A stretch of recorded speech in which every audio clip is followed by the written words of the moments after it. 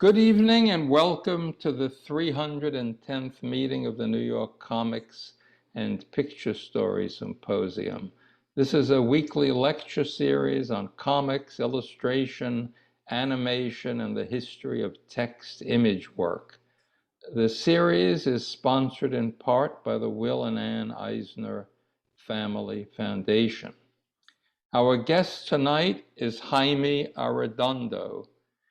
Jaime is an assistant professor at Parsons and an adjunct professor at NYU. He has had numerous solo, gallery, and museum shows in the Southwest and in New York City. He's also been the recipient of numerous awards.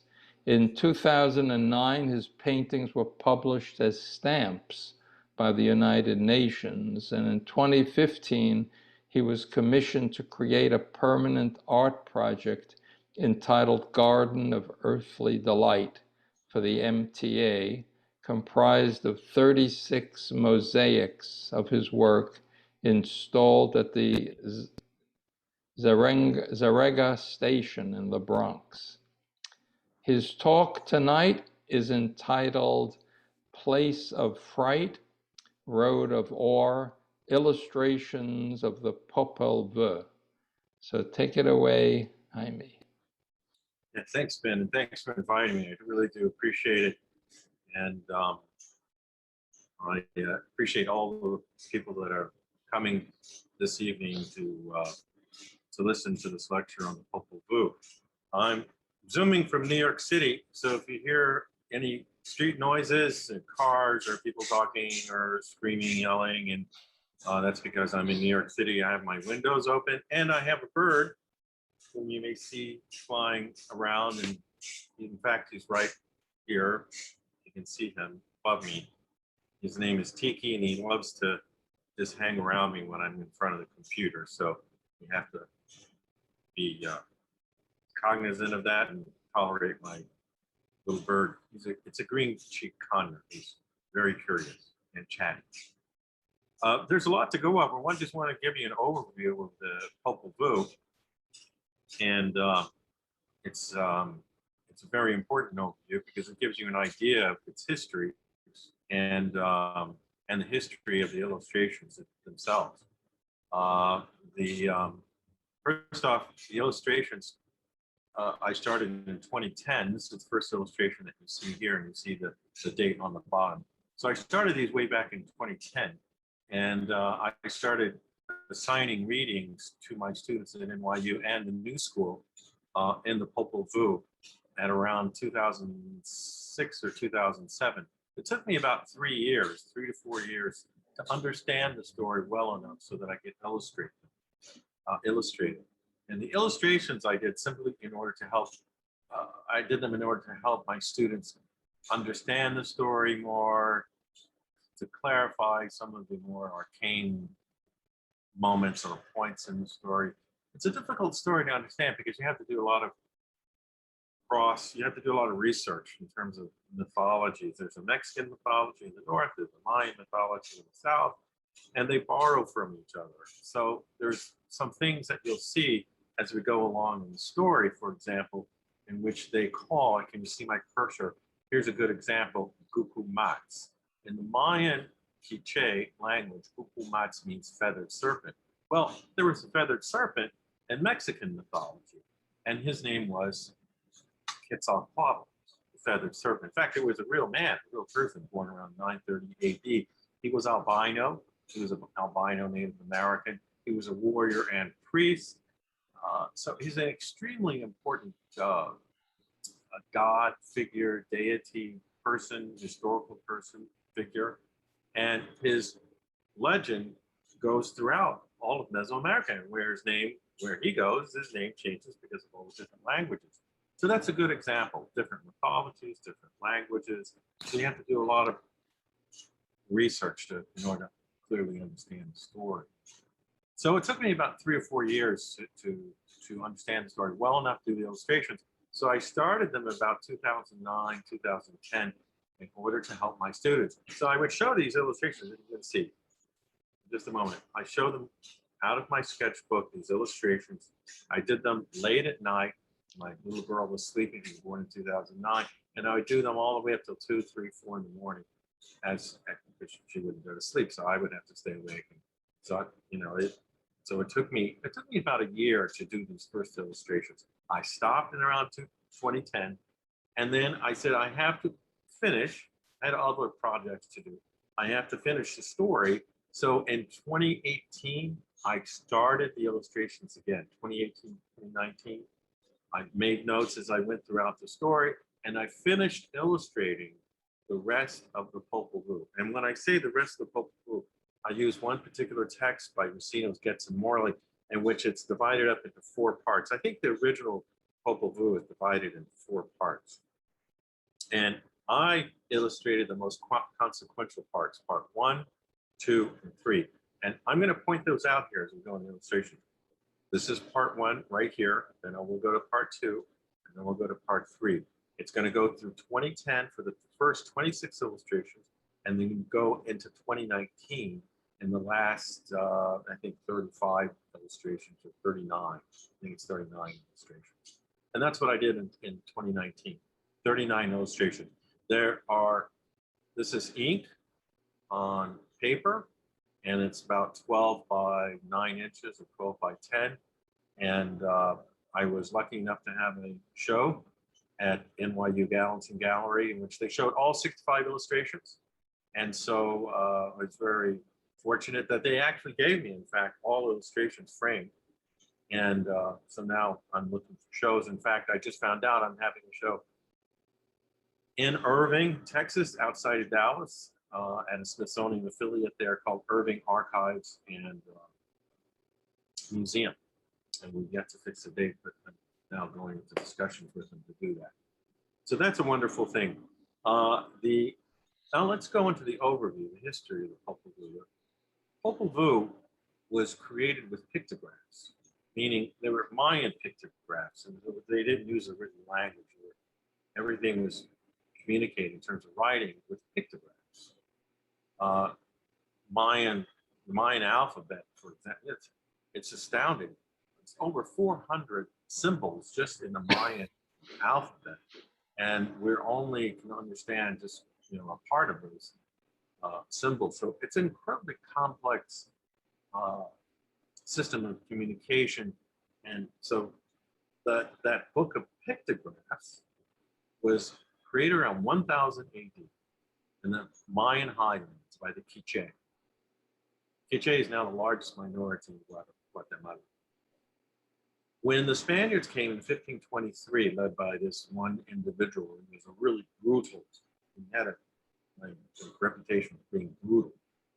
He was one of the lieutenants of Hernan Cortez, marched all the way down from Mexico City into Guatemala, found this book, and burned it. So he burned this original pictographic book of the Popol Vuh. Popol Vuh means book of the community or book of the people. At one point, years ago, it was called, in fact, probably still today, Book of the Dead, Book of the Mayan Dead, or the Mayan Book of the Dead. I think people are trying to grasp for some sort of historical, literary precedent. So they said, look, there's the Egyptian Book of the Dead. We'll call this the Mayan Book of the Dead. And they may have also called it that simply because it talks about 2 hero twins, there goes my word, 2 hero twins that must go into the underworld to play ball with the lords of the underworld. Their uncle and the father also do that. So they're constantly going in and out of the underworld, and the underworld is known as Shibaba. That pictographic book was burned by the Spaniards in 1580. Some very well-educated Quiche, let's say royalty, some wealthy Quiche, were able to learn the Latin alphabet, learn Spanish. So they rewrote the book, not in pictographic form, but in Spanish. So they actually wrote it in Spanish in 1580, 1581, 82. So they actually, by memory, wrote the whole book, 1580, 81, 82.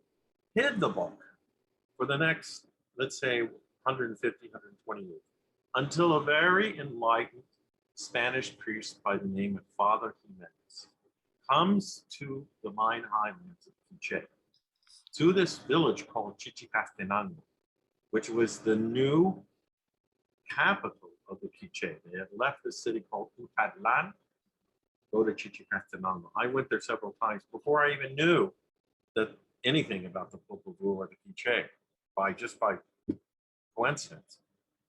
And this very enlightened priest, Father Jimenez, in 1700, it took him 20 years to learn the language. 1721, he learns the language well enough and asks to see this book. He heard about this book. They were able to bring this book to him. He translated the entire book, page by page, word by word, with Spanish on one side of the page and Quiche on the other. Quite incredible. He did it word by word. And he did it, for the entire story. That book, the book that he translated it from, remember the Quiche that had translated in the Spanish language, he gave that book back to them. Where that book is, we don't know. It's disappeared, or someone had it maybe burned, destroyed, we don't know where it is. But the book the translated text that Father Jimenez created, it went through the underground. Someone actually took it out of Guatemala, took it, sold it in Europe, went through several owners, went through this kind of underground cult book system, and it eventually ended up at the University of Chicago. Americans bought it, put it in the University of Chicago, and it's there today. The actual text, I just found an online copy of it. So someone was able to, if someone at the University of Chicago, was able to take it and scan it and put it online so that everyone can see it. So you can look it up and see it today. It's not very, in fact, that was done just recently, I think the last year or two. So I'm going to show you the illustrations. So I got the book, translated versions of it. I've seen those Getz and Morley. There's a couple out there that are translated, but I got the first English translated one that I think came out in the 1950s, which includes Getz and Morley, divided into 4 parts. I illustrated the most consequential parts from the beginning, which is where it says literally, in the beginning, there was nothing, to the very end, when the universe is actually created. Okay, before I continue, you're going to see references, allusions to the Christian religion, and Father Jimenez had probably a very heavy hand at this, and he was a devout Catholic. And you'll see Mayan mythology with Mexican mythology, and so you'll see these different kinds of streams of religious faith found throughout these illustrations and the text. And I tried to illustrate this as faithfully as possible, and but still using this kind of artistic license that I have as an artist. By the way, I'm not Quiche, I'm not Mayan, I'm Tejano or Chicano. Tejano from Texas, from Dallas, Texas originally. And still, after 30 years of living in New York City, I still consider myself Tejano, but still a New Yorker too as well. Okay, let's begin. In the beginning, there was nothing. So Genesis starts out just like this. In the beginning, there was nothing. So we can, surmise that this is what, perhaps was it Father Jimenez that said, look, we have to begin this with this beginning sentence. It's in the first sentence in Genesis is, in the beginning, there was nothing. So for the first page or two, it discusses that there was nothing, except for these 2 figures bathed in the celestial cosmic light with these Quetzal feathers on top of them like that.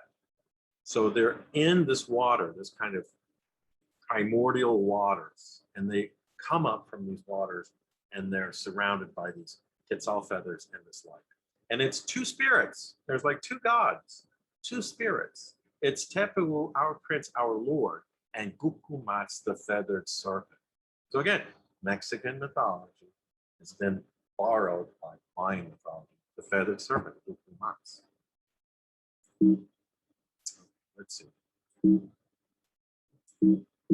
Oh, Ben, let's see. How can I? Oh, here. Okay.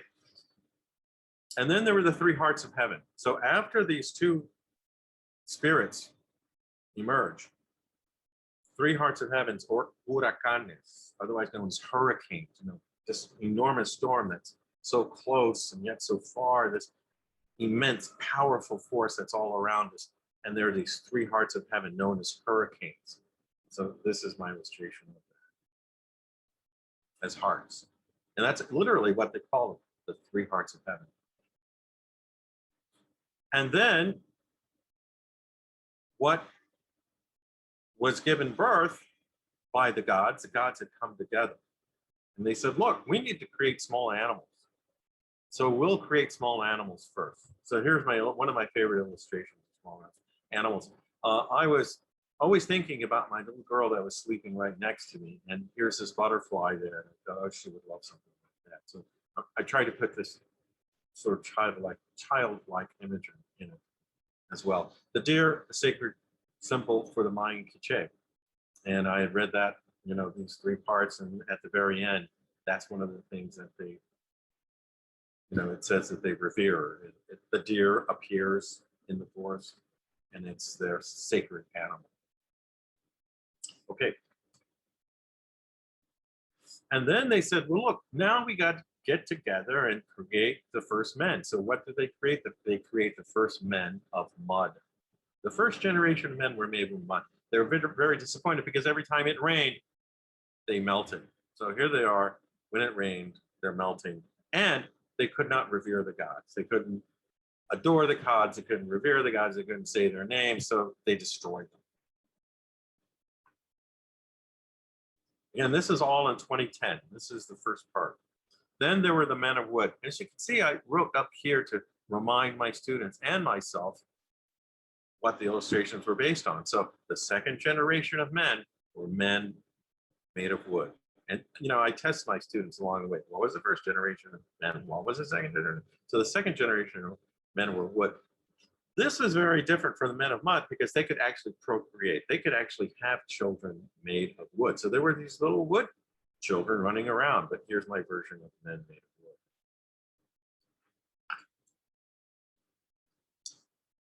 Then there were men made of straw. Now this is a mistake, and I have to go back because in rereading it, it was actually women made of straw and men made of red amber. So out of 65 illustrations, I think I'm allowed to make one mistake. So here it is. This should actually be men of amber, but this is women of straw and not men of straw. But by the way, this is from the Museum of Natural History in the African collection. They have this as part of the costumes for the initiation ceremony. And like in a Harry Potter scene, J.K. Rowling, by the way, said this is one of her most influential books or stories that she read. She said it was a Popol Vuh. This is like something right out of Harry Potter. The Chihuahua dogs, the little dogs, and the pots and pans and the spoons fly through the air and destroy, upon the command of the gods, to destroy the men of straw and the men of wood. So that's what's happening here. The dogs are chewing them apart, the pots and pans flying through the air, and they're trying to destroy them. And then they're turned into monkeys. So they go into the forest or the jungle and they're transformed into monkeys. One of the major themes in Popol Vuh is transformation. There's change, and this is always happening. Resurrection, change, transformation. We're going to see that all through the story. And then one of the most hated figures in the Popol Vuh is this individual. His name is Vuku Kakish, which literally means Vuku 7, Kakish means macaw. And you've probably seen these macaw birds with these beautiful beaks, multicolored beaks, and they're very loud. They're very ostentatious. And that's exactly the way this figure was. He was highly materialistic, this figure. And he was very arrogant and full of hubris. And the hero twins and the god said he should not be allowed to exist. There is no moon yet. There is no sun. There is no stars. he should not replace these celestial bodies. But he said, he said, look, Vuku Kakish, he said, look, there is no sun, there is no moon, there are no stars. Men will follow me. So he was basically replacing the sun and the moon and the stars, and his eyes were made of stars, his teeth made of pearls, and he had this beautiful jade bracelets and necklaces with staffs with human skulls. Vuku Kakish, he was the first figure, the first creature that hero twins had to kill. And here's the first introduction of the hero twins. Here is Hunahpu on the left, known as Hunter, and Shibalange on the right, known as Jaguar or Shaman, magician. And I always identify Shibalange with the path, with the jaguar print on his shoulder. So here they are joining arrows and blowguns together and saying, we must kill Vuku Kakish. They know that Vuku Kakish sits in a tree that grows nansis. He loves to eat nansis every morning. So they go to where that tree is, and they hit him. Here he is. I worked a very long time, what the posture was and gestures, and it was one of my favorite illustrations. He grabs for the nansis, these yellow berries. You can still buy them today, even in New York City. They import them all the way up here. And they hit him with the blowgun right in the jaw. They hit him in the jaw, Hunahpu does, and it breaks his jaw. He falls from the tree and rips off the right arm of Hunahpu. So now Hunahpu has no arm. So they got to get his arm back. But meantime, Vuku Kakish has a broken jaw. He runs home with the arm. He shows his wife, tells him what's happened. Look, this crazy kid hits me with a blowgun while I'm eating nansis, minding my own business, but I got his right arm. They go to the cosmic grandmother, Shibalange, and they tell her, look, we got to get the arm back of Hunahpu, and we still have to kill Vuku Kakish. She said, I know what we'll do. We'll dress you up as orphans. We'll knock on the door. We'll ask to get in. And while we're in there, we'll kill them. They get in the house. They dress up as orphans. And they get in. When they get in, they take the right arm of Hunahpu. They put it on his body. But they blind him with a long cactus needle. And they stick it in his pupil. They rip out his teeth and replace it with corn kernels. I got this gesture from a little statuette in the museum, Metropolitan Museum of Vuku Kakish, in which he has no eyes and no teeth. And I did a lot of research on this, and that's probably the moment that the hero twins killed him. He shrivels up and dies. So that's where I got this exact gestures from, the hands and the legs, just like that. So they carry out the first cosmic duty to kill Vuku Kakish, otherwise known as Seven Macaw. He has a son that carries mountains. See this? He has mountains on his back. He comes across, his name is Zabara Khan, see here? He comes across 400 boys that are building a house. And he says, look, can I help you build a house? And he says, and they say, yeah, go down in this hole and we'll tell you when to get out. He knows that they're going to try and kill him with a big log. So he digs a side hole. They throw a log there, thinking that they killed him. Instead, he's in the side hole. He rips off a fingernail. He rips off some hair. He takes out one of his teeth and he gives it to the pincher ants, and they go above to show these 400 boys that these parts of his body that his body is decomposing. They think he's dead. He's rotting. He's decomposing. He's not. He rises up and he forces the whole house of wood to go on top of them, and he kills them. And these 400 boys, this is one of the first creation stories, rise up to become the galaxy above. They become the Milky Way, our galaxy. So they rise up to become the stars above. We'll see this also happen throughout the story. The hero twins know that Zabara Khan loves red crabs. So they get these leaves from a plant called poinsettia. My mother used to love poinsettias. And they actually are indigenous. I didn't know this, to Guatemala, in that area right there. They take these red leaves, they fashion them into a red crab, and they tell them to go, my bird again, and they tell him to go down into a ravine and to get the red crab, the fake red crab. He goes down there, and when he does, they throw these huge boulders on top of him and they kill him. So here I show Zabara Khan's 2 feet and hand, the red crab, and his eye right there. So now they kill they carried out the second cosmic duty. They kill Zabra Khan, the son of Vuku Khan Kish. Now they got to kill Kabra Khan.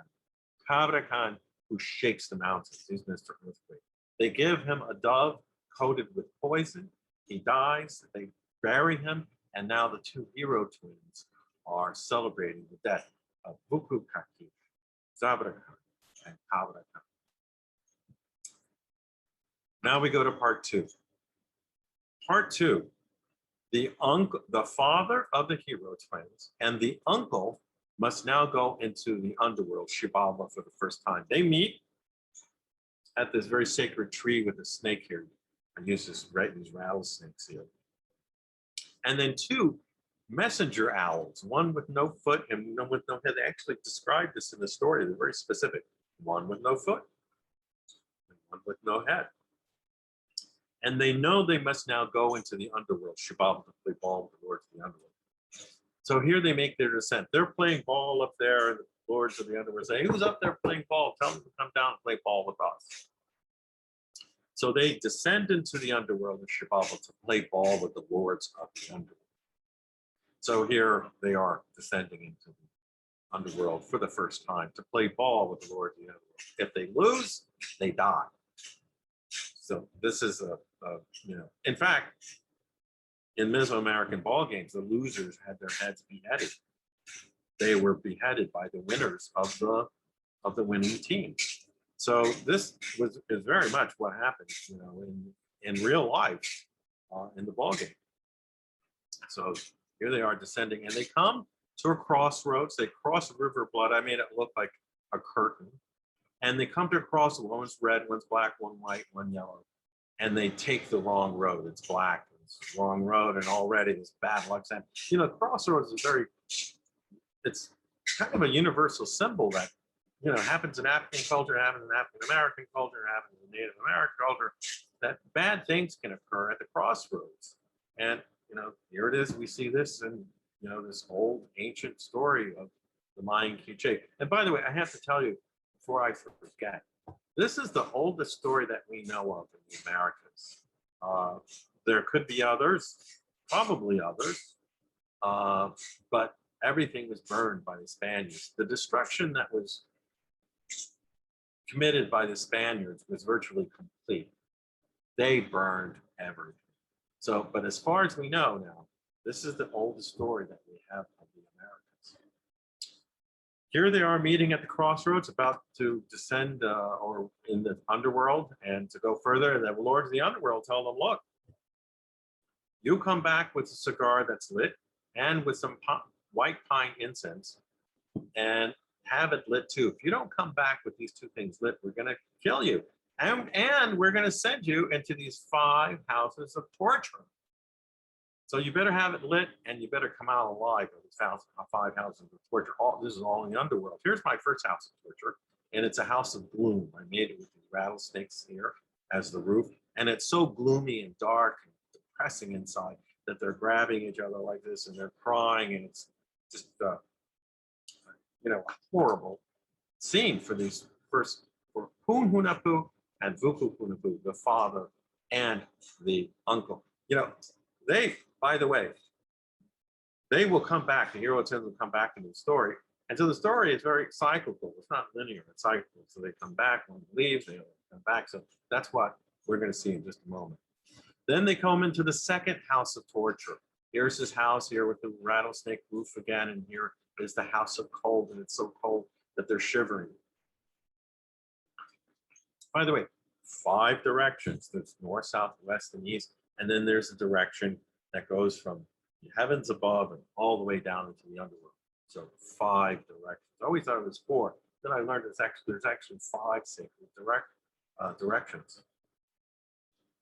Then they go into the house of jaguars. And here are the jaguars right here.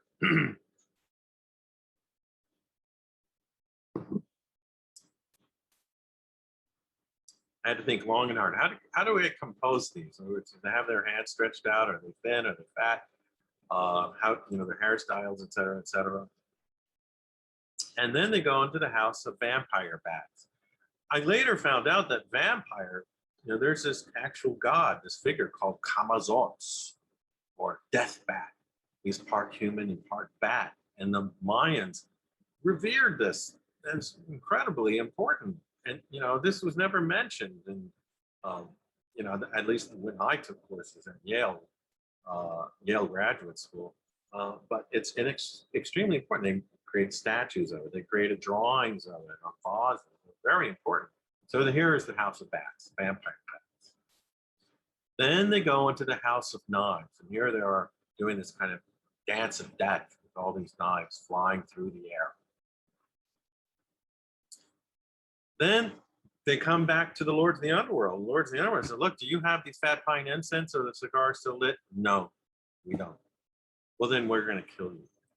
They kill Vuku Hunapu, the uncle of the hero twins, and they cut off the head of Hunapu and they put it in a tree in the underworld. So there's this tree in Shibaba in the underworld that shimmers, it glows, and it's a calabash tree. See the calabash?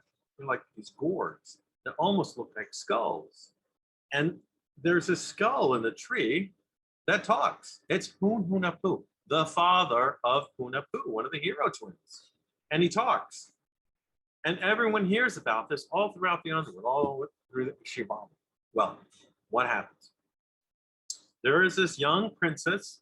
Her name is Little Drop of Blood, Shikik. She is the daughter of a very important lord of the underworld. His name is Kuchumaki, or Big Puddle of Blood. Well, she's little tiny pinprick of blood. In another translated version, her name is Red Moon. Well, of course, this refers to menstruation cycle and the young girl becoming now a woman.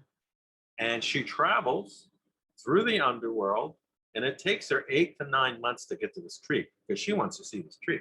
8, 9 months, gestation period, pregnancy. You see this. You see what the metaphor is here. She tells her father, I got to see this. Don't go, daughter. Don't go to see this. I have to. She sneaks out, takes her 8, 9 months to go through the underworld to get to this tree. Finally, she gets to the tree and she says, this is magnificent. This is incredible. I've never seen anything like this. And there's a skull here that talks. And the skull tells her, get close, I have a gift for you. Stretch out your right hand. She stretches out her right hand and he spits into her right hand and poof, she gets pregnant. She gets pregnant from the saliva of Hunapu, the father of the hero twins. And who does she get pregnant with? The hero twins. So the hero twins come back into the story. This is the last illustration I did of 2010. See there? 2010. So the next illustration is this from 2019. Here is Shikik pregnant. She went to tell her father, look, I got pregnant from the saliva dropped, and you won't believe what happened. And I got pregnant from the saliva. I'm now pregnant with the hero twins. They tell the messenger owls, go and take her, sacrifice her, take her away. So here are the hero messenger owls taking her away to be sacrificed. Take out her heart and bring back her heart so that we can bring honor back into our family. She's a whore, she's a slut. She had sexual intercourse with some stranger. Take her away. These are all now 2019. We're still in part 2. And they take her to this tree called the dragon blood tree. It's a real tree. It exudes red sap that looks like blood. And this blood, they were able to collect in a gourd, form it into a heart. Of course, I refer to sexual anatomy here in the tree. And here are the messenger owls. They form it into a heart, and they take it to the lords of the underworld. They put it on the fire, burn it, and they say, yes, honor has been brought back to our family. So they think it's her heart. Actually, it's not her heart. They shaped the heart. I put Shikik's portrait right here. She comes into our terrestrial world, and she meets Shumukane. Shumukane, the cosmic grandmother. She's so important. She's known as double grandmother. 2 grandmothers, not just one, but 2 grandmothers in one. And she's cosmic grandmother. She's universal grandmother, grandmother of the universe. Everyone has grandmothers like this, right? She's everywhere. And she tells her grandmother, I have your grandchildren, the hero twins, in my bosom, and I'm about to give birth. Liar. How could this be? my son, who's been dead for a while. Impossible. Tells her the story. No, it's true. And then I'll prove it to you. Go make yourself useful. Bring me back some corn. So she goes into the garden of corn and she pulls a single string or hair from corn and she creates thousands of ears of corn. Like a miracle, she creates corn for the first time. And she brings all the corn back to Shimukane and she loves her now. This is one of my favorite illustrations.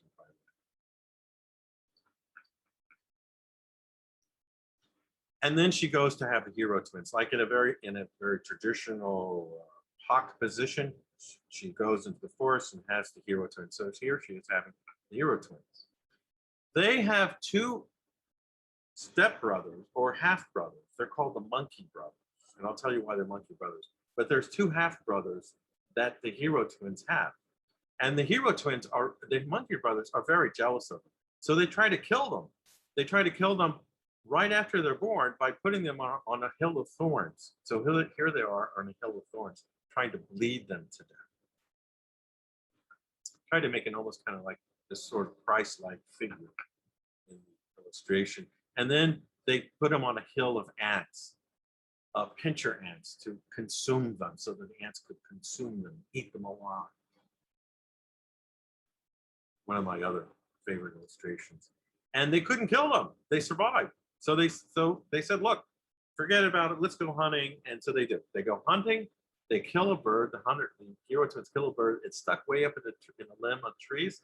And they tell the monkey brothers, go further, go get the bird and bring it down. As they go up, the tree gets bigger and bigger. And their loincloths unfurl and they become these long tails. They become tails of monkeys.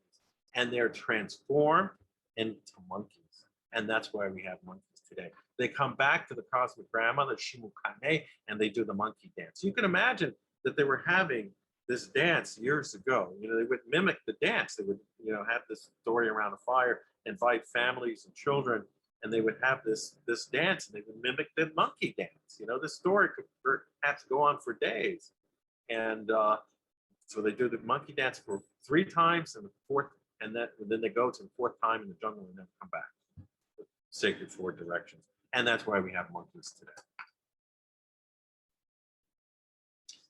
The lords of Shibaba send a message. So they send a message to the hero twins. Now the hero twins are victorious. They get rid of the Vukukakish, the 2 brothers, and they get rid of monkey brothers too. So they're playing ball. So they say, who's out there playing ball up there? Just like they did with their uncle and father. And they decide to send a louse, otherwise known as a flea. I looked it up. I never knew what a louse was. A louse is actually a flea. The flea is eaten by a frog. The frog is eaten by a snake, and the snake is eaten by the hawk. And the hawk flies over the ball court where the hero twins are playing ball. This is why ball is so important. The ball game so important. It was even found in the Popol Vuh, part of the story of the Popol Vuh. They hit the hawk with a blowgun in its eye. It falls down from the sky. He vomits out the snake vomits out the frog, and the frog vomits out the louse. And the louse says in a very tiny voice, come and play ball with the lords of the underworld. And they do. They leave their ball game equipment with their grandmother, Shimukane, and they give her these reeds. And they tell her, grandmother, as long as these green reeds grow in the middle of the house, with no sun and no water, we're alive. When they die, we die. I did not know in my research that there's actually a time period in parts of Guatemala that they actually plant green reeds in the middle of the house at a certain part of the year to mark the descent of the hero twins into the underworld. It's incredible. So anyway, I fashioned these green reeds into kind of like bones with skulls on them. And they tricked the lords in the underworld. Said, we're not going to be tricked like our uncle and father were tricked. We're going to send mosquitoes to get their name. So each lord of the underworld thinks it's the guy next to them that pinched them, when in fact it's a mosquito. And each one announces their name. So here they are being eaten by mosquitoes. And then they say, look, okay, you know our names now, let's play ball. So they begin to play ball, and the hero twins win the first game. And here I made the ball, it has to go this stone hoop. They create these stone hoops. If you look at the that Mesoamerican culture, they would have these stone rings made out of stone, carved stone, way up on these angular walls, and they would have to get this ball. It almost seemed impossible to get this ball inside. But when it did happen, it was like the world was shaken by this, getting this ball in. I made it into these phases of the moon, and then it finally to a skull. This is a zompantli, known as a skull rack. The losers' heads would actually be skewered like shish kebab, and they would be placed on these racks. And so that is my version of the skull rack. And one of the lords in the underworld grabbed one of the heads of the past losers. And here is this knife is actually drawn in the shape of a knife of flint, a sacrificial knife of flint. So, I did the necessary research to do this. And the lords and the two heroes said, "Hey, you wanted to kill us all this time. You didn't want to play ball game." He says, "No, listen, let's be friends. Here's the next test. We want you to get some flowers that grow in Shibaba in the underworld. Come back with them. If you come back with them, everything will be great." So I made these, here's the messenger owls, here's the flowers. They got the pincher ants to cut the flowers off. And I made these branches to look like hands or arms. The owls were supposed to be guarding these flowers. They didn't know that the pincher ants were getting the flowers, and they get the flowers and put them in the gourds and bring them to the lords of the underworld. They said, "How do you do this?" And they punched the owls, and this is why in the mouths, and this is why owls have that, that crevice right there, right? That line where the lips are. One of my favorite illustrations there too. This is still 2019, part 2.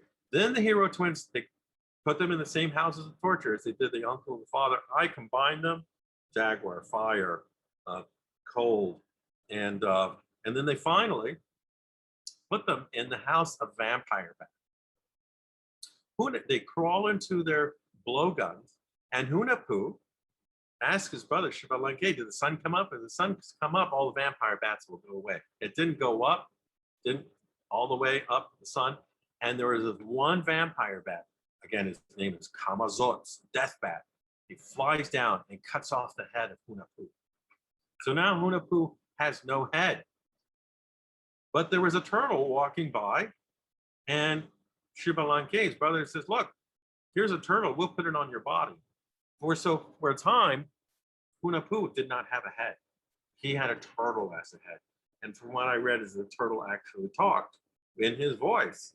So here, and by the way, this is a necklace that I fashioned from my research and the different necklaces that I found in Mesoamerica. And again, this is one of my favorite illustrations. They take the head and they play ball with it. So here they are playing ball with Hunahpu's head.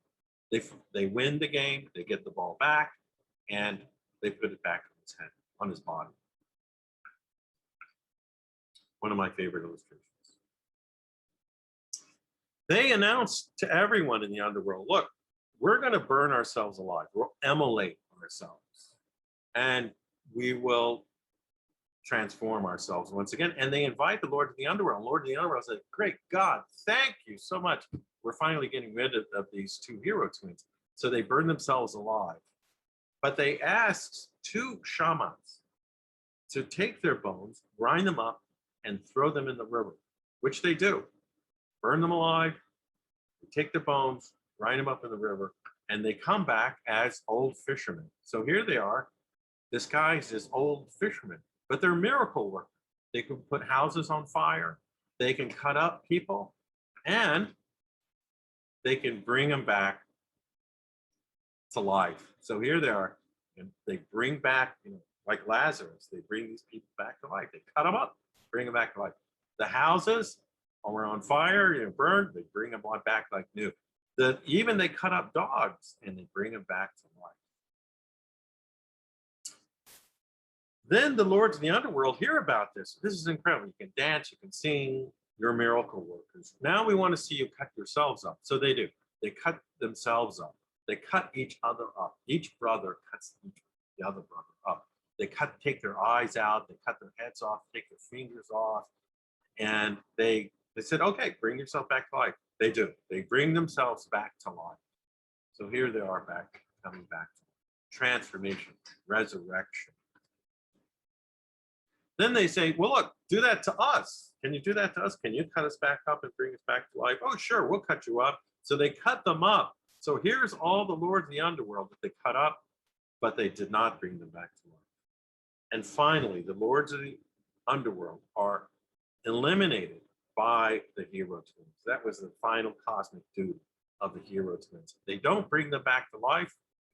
And they go and tell the denizens, they come back to the original form. They tell the denizens, the inhabitants of Shibaba, go, leave the underworld.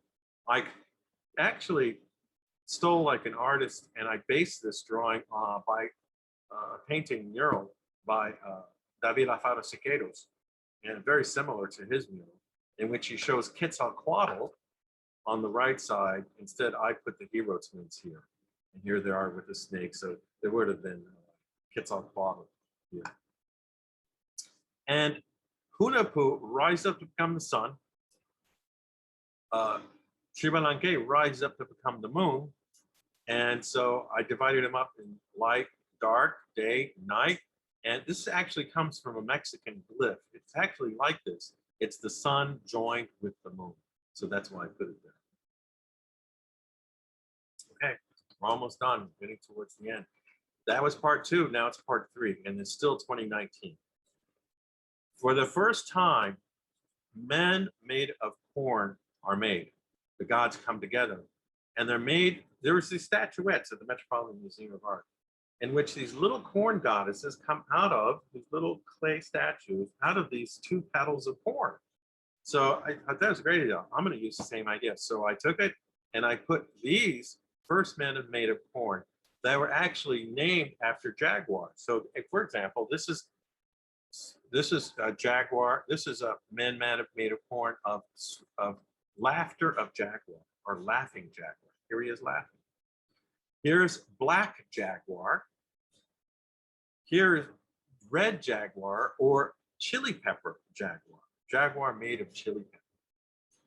And then here is jaguar unkempt and unbrushed jaguar. So here he is, unkempt and unbrushed. And I put jaguar prints here. You see that on the petals. Then they had to make, but they didn't like, the gods didn't like these first men of corn.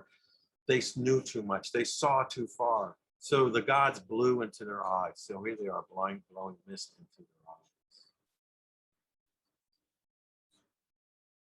Then they made 4 women made of corn. And this is, the last generation of humans. And so they based them on on water. Water means fertility, water means abundance. And here they are, one dedicated to water of the macaw. Remember Vukukakish, macaw? Water of a falling water, or waterfall. Beautiful water. I put stars here and tried to make her hair look as beautiful as possible. And then hummingbird, water of the hummingbird. So here's the 4 women of corn. And while they were doing this, they said, look, now we have these, and we can assume that it didn't say literally, but it said we can assume that these were the quiche that were made of corn. And they confronted these men, these crazy people. Here they are, crazy people. One of my favorite illustrations, that they were going out to the forest and the woods, this pristine forest and woods, and they confronted these crazy people. So here's my version of crazy people. I was thinking of the movie Metropolis. I had just seen it and took some of the creatures out of that. And they confront for the first time Camazotz, this half man, half vampire bat. I took this from a drawing on a vase, and he actually spreads it. He has a cape just like this with bones. So he is able to protect this lost fire. So he comes down, and he's actually like a protector god, and he protects this last burning embers of fire to help the quiche succeed. So here he is protecting this lost fire, Camazotz. And he tells, here's the quiche in the middle, and he says, look, I'm going to give you the lost fire. The gods have told me to give you this lost fire. But your responsibility is to protect and also dominate over all of the tribes. Does this sound familiar? They're the Che are the children of God, and they must protect and dominate over. We've seen this before in history. And you're the only ones having the lost fire. Everyone else is going to be cold, freezing. And they're going to have to come to you and say, for the lost fire, what do we need to give you?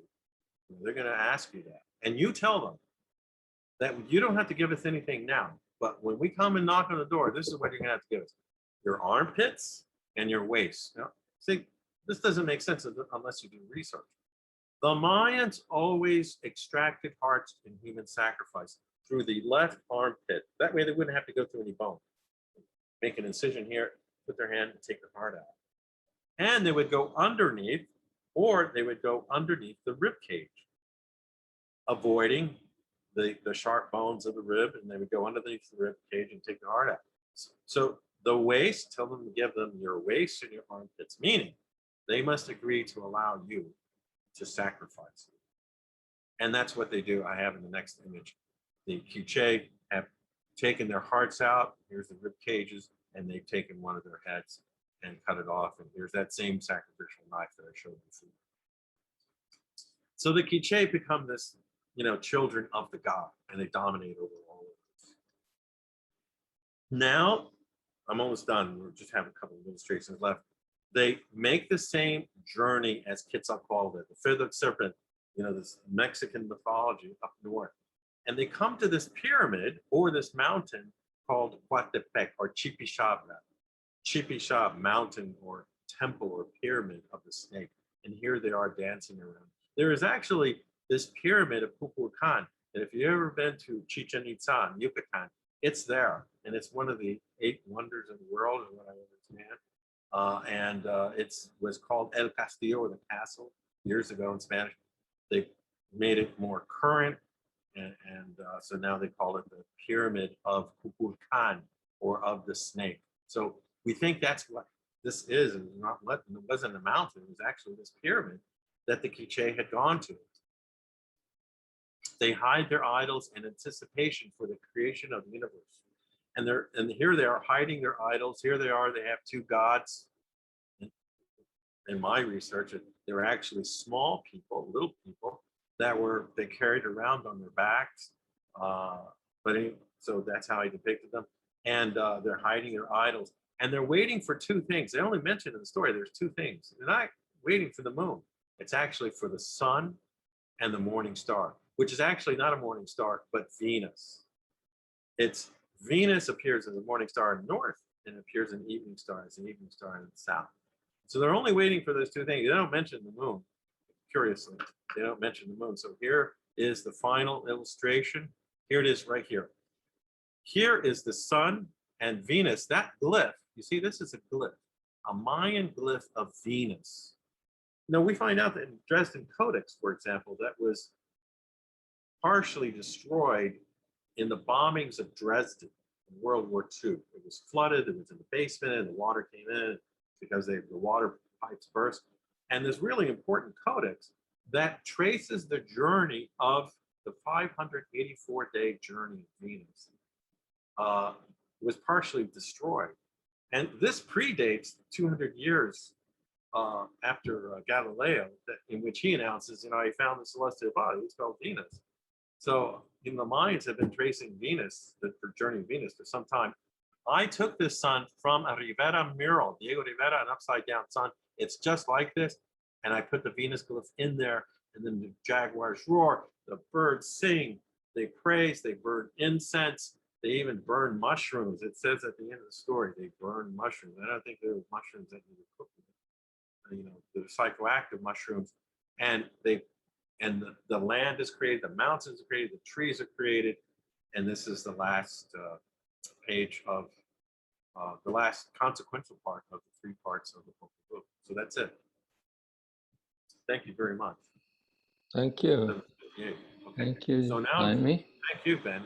So if you have any questions, put your name in the chat and I will unmute you, or you can unmute yourself maybe and ask a question. Yeah, David Berger, you have a question. can unmute him. Are there any of the glyphs of the original Popol Vuh survive in fragments or individual sections? No, the entire book of pictographs were burned by the Spaniards. In fact, it was really bloody what happened in the account that we have in the Spanish chroniclers. They said that they actually took the rulers of the Quiché, brought them to the town square and disemboweled them. They cut open their abdomens and then took their intestines out in front of everyone to see. They gathered everyone around, they disemboweled them, and then they burned not only that book, but they burned all the books they could get out their hands on. You know, there's this famous book by Bishop Landa, Diego de Landa. He went throughout the Yucatan, and he would say, he would like actually write letters to the Pope and say, look, I think you'll be very happy to learn that we just burned 500 books today in this one particular city. And we're going to another Mayan city, and we intend to burn another 500. And we do that city after city after city. They were so intent on burning. To this day, we only have, like, from what I understand, 10 to 11 original codices. There were actually some codices that were burned and then rewritten by the Spaniards. Can you imagine? You know, Bernardino Sahagún is very well known for that. They were burned, but before they were burned, he recorded them, right? And then they were burned. So incredible. But to answer your question, no. And secondly, that book that was rewritten in Spanish by the Mayan Quiché in 1580, we have no idea where that book is. So if it wasn't for Father Jimenez, who translated this Quiché on one side of the page and Spanish on the other, we would have no idea that this book existed. And unfortunately, that's probably the case with other books that, you know, that were around, other stories. It was very rich, complex mythologies in Mesoamerica. And no doubt there were other books that were written in pictographic form, but they were destroyed. So, and by the way, as far as I know, no one has illustrated the entire story like this. You can basically understand the story. And that's why I wrote it. That's why I made the illustration like this. You can understand the story without having to read the entire text. It takes a long, you know, it takes us 2 months to read it in class.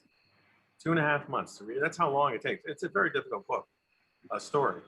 And that's why I create these illustrations. You can basically understand the entire story by just looking at the illustrations. And it's very so clear and concise and so chronological. I did it in such a chronological way that we're now a public education teacher in middle school wants to show them in his class on indigenous mythology. And that's one of the reasons, of course, why I want to get these published too, because it serves useful purposes in terms of showing many people a cosmology and mythology of an indigenous culture, namely the Mayan, and in such a clear visual way. Any other questions? Any other questions? I'm happy to answer. Any other questions? Yes, Jaime, hi, it's Adele. Hey Adele, how you doing? My neighbor from Long Island City, Queens. That's it. Yes, marvelous. So rich on so many levels. I applaud you. Thank you so much.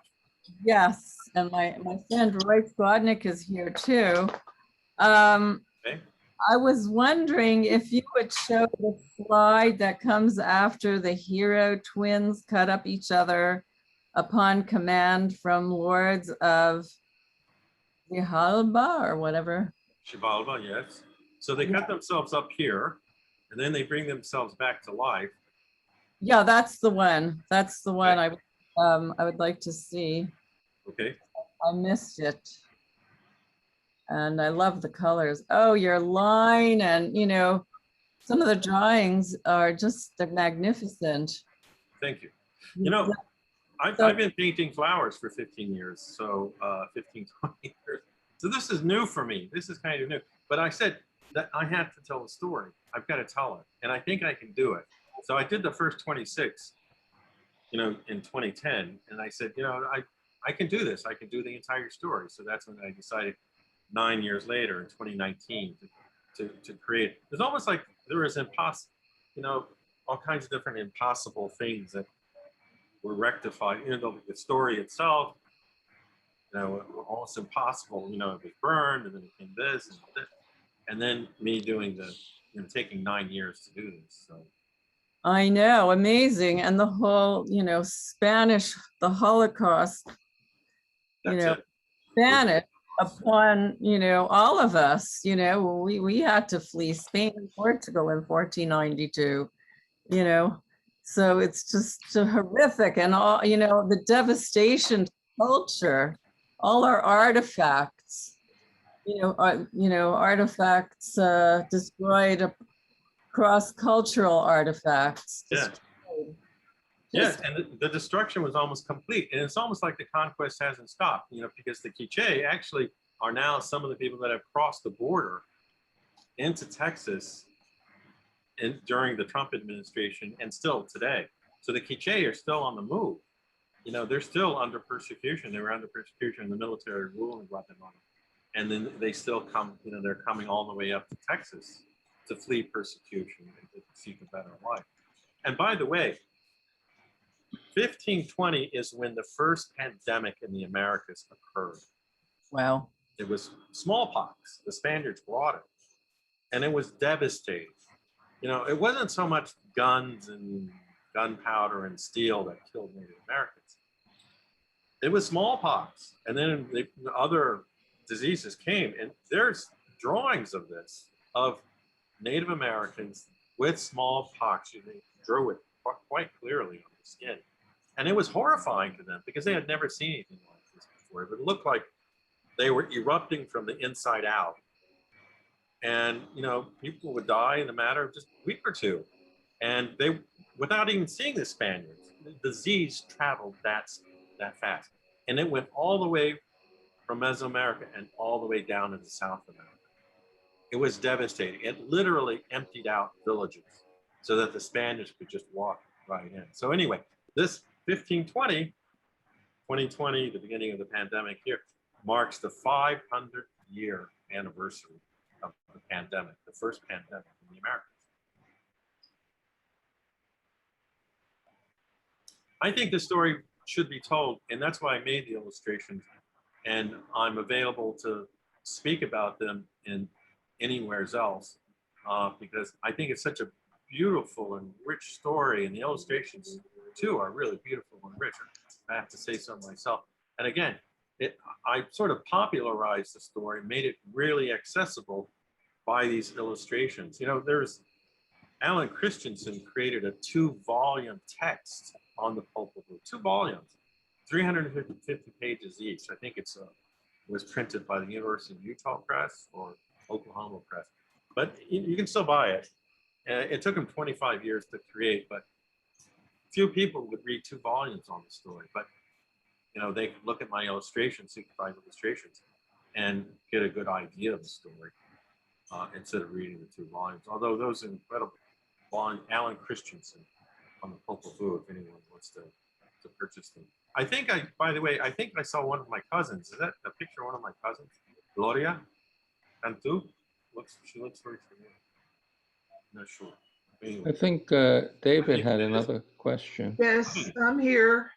Oh, there she is. Okay, Gloria. Hi. That's Gloria Cantu, right? It is your cousin. Your All the way cousin from from Dallas, Texas. Texas. Yeah, there you go. Thank you for attending. Happy to be here. Congratulations. It's wonderful. You did great work. Thank you, cousin Gloria. Thank you very much. Mm-hmm. Very kind. There's another question I see in the chat from David. Okay. Did you want to ask that? Have you shown any of the illustrations to any of the Quiche people? No, in fact, I reached out to the UN, tried to find, it's very difficult.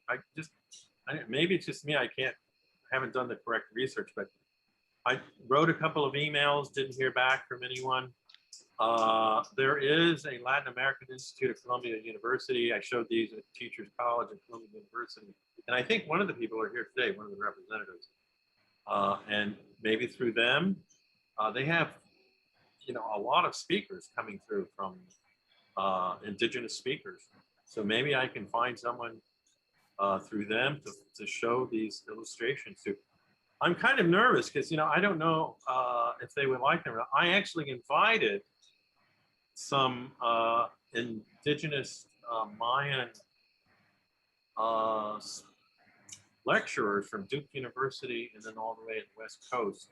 And I sent them this, the links. And I don't know if they're attending. I don't see their name here. But I'd be really interested to know what they think. I'm kind of nervous because they may say, look, these are terrible. You should start all over again.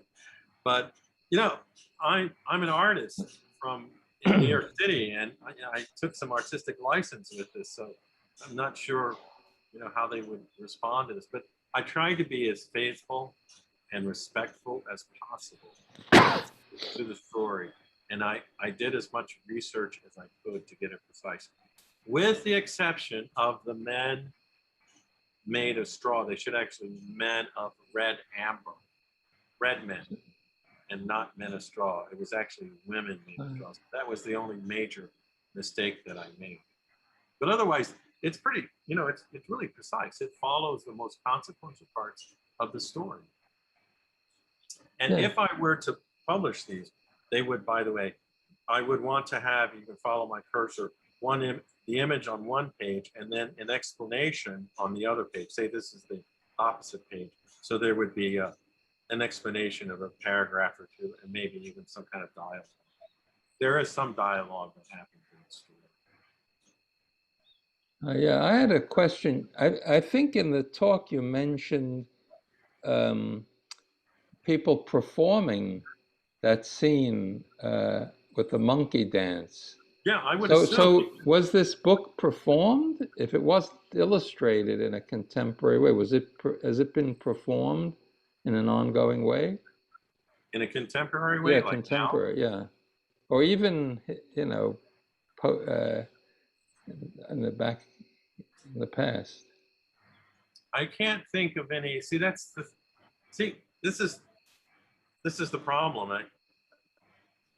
I can't think of any. Perhaps if someone from Columbia University is attending now, that perhaps there's someone in New York City now that can perform this, that has written a play or a production, creative production. But I haven't seen any contemporary performance on it. There should be, and by the way, I don't know for certain that they would gather around the fire and watch this, but other cultures do. There are other cultures in Indonesia and Africa where they sit around for days. There's one particular very well-known story. They do this, perform it for days, and people will come and gather and they'll watch the story that goes on for days. And by the way, it's really important that mythology like this be told, because if once this mythology is gone and the story is gone, it's almost like the identity of the culture and people are gone. And I know this from being Chicano, Tejano from Texas, that they're very important stories that's part of our culture. And if they aren't sustained, if they aren't told, then part of our identity is gone. So it's really important to tell this story. The second thing I want to mention is that I thought I liked this so much and was so good at it. I said, look, I can create a contemporary story on it. So I now created a contemporary story called Sisters of the Underworld, in which there are two female hero twins, and it takes place in New York City. And the subway system, the underground subway system in New York City, is Shibata, is the underworld. I created 111 visual panels, illustrations, 14 parts with a prologue and an epilogue. And I have, a whole list of characters. And these two female hero twins must fight against these Trump-like figures and in his family. And so they come in and out of the subway system or Shibaba, the underworld, and they must fight these Trump-like figures. And so that took me like 2 years to do. I started that back in 2018, 2019, and I finally finished. And those are smaller black and white drawings because they were, there was so many panels and I had to create a smaller version. But I think this has so many parallels with contemporary stories or our contemporary experience in the terms of what it means, to be heroic. What is a hero? What is a hero's journey? There's Dante's Inferno. Goes down the underworld and he talks to these different figures. And I've read part of it. It's just reading part of it recently from my alma mater, University of Dallas. They have now published it with a narrator, an actor's voice. And there's these archetypal moments and images that we find in Western culture, and we now find it in the Popol Vuh. There's the underworld. There's the hero's journey. There's birth, life, and death, and then rebirth. There's mutilation. There's resurrection. There's death by fire. And, these are all universal archetypal themes. And I didn't realize that until I started reading that, back 15 years ago. And I said, this has great resonance for a contemporary way, for our contemporary, it's an urban experience in New York City. So that's why I decided to create a system. So hopefully I can find a publisher agent for that as well. Any other questions? Any other questions? I'll say amen to that. May it be so speedily. You deserve it. Thank you. And story, the whole, combination of the story and your historical guidance through it is just really quite something. Yeah, thank you very much, Adele. Thank you. And again, I'm available. More people should know about the story and should know about these illustrations. I don't think, let me tell you, Diego Rivera actually created like 12 or 13 lithographs in the 1950s. And they were shown recently in California. I forget the name of it. Ball Museum, I forget. It's in California. And, but he combined all of these scenes like you have here into one. It's kind of difficult to follow the story, but I did it chronologically. So as far as I know, no one has done this, so that it's told in a visual, chronological way. And that's why I did. Remember, I did it for the benefit of my students, but then I realized, this is a good way to tell a story, especially a story like Popol Vuh that's already so visual and almost hallucinatory. Then they go into the underworld and play ball with one of the heads, and it's crazy. One gets pregnant from the saliva of a talking head. So this is so visual. So that's why I decided to do it to illustrate it. And again, I looked around and no one has done it.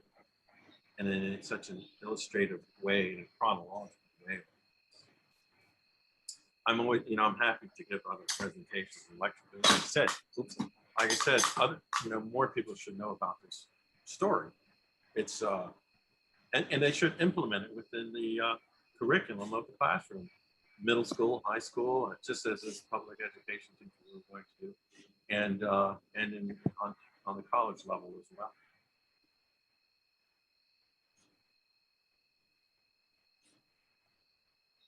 Any other questions? Any others? Happy to answer.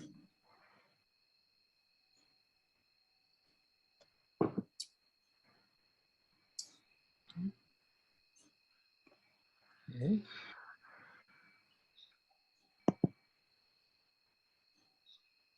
So thank you. It was great. Thank you. Thank you, Ben. And, thanks, Ben, for inviting me. Oh, my pleasure. So if there are no other questions or comments, we'll see everyone next week for the... Hey, Ben, can people get in touch with me through you? Sure, yeah, if anybody one needs to email? just send, I'll forward any emails Great. to Jaime. Okay, great. Thank you. Next week, Richard Samuel West talking about his life as a historian of early comics and cartoons. So back What'd to you say, the, Greg? what is that? Oh, okay. I- Thank I you. would like to give you all a round of applause, Jaime and Ben, for Thank you. organizing it. You deserve. Thank you for the Absolutely. wonderful Thank you. uplift. Thank you Yeah. very much. Great. Thank you. Yeah, look through the if you look through the YouTube channel of earlier lectures, there's some other really interesting Eastern picture text image histories.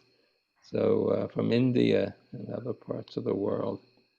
But anyway, it's a worldwide impulse, I guess. All right. So thank you, Jaime. Thank you Have, very have much. a good night. Thanks for Thank you. everyone attending. Thank you Thank for you. coming. You're most welcome. Bye-bye. Good night. Good night. Night.